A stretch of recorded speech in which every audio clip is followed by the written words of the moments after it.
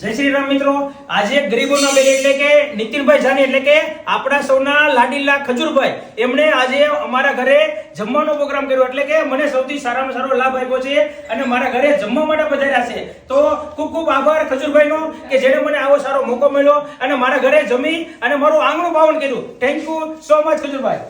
ભાઈ ગારિયાધારના લોકોને તમામનો ખૂબ ખૂબ આભાર. પણ તમે વિચાર કરો કે નાગજીભાઈના ઘરની અંદર હું પ્રવેશ કરું છું અને પ્રવેશ કરતાની સાથે ગાયને હું જોઉં છું. એટલે જેના ઘરમાં ગાય હોય એનું અભરે ભરાય છે, માતાજીની ખૂબ રક્ષા કરે છે. હું તો એવું ઈચ્છું છું કે ગુજરાતના હરેક વ્યક્તિના ઘરની અંદર ગાય હોવી જોઈએ, કેમ કે 34 કરોડ દેવી દેવતાઓનો વાસ હોય છે. બીજી વસ્તુ એ છે કે જિંદગીમાં જેની ઘરે ગાય હોય એને ક્યારેય કંઈ ઘટતું નથી.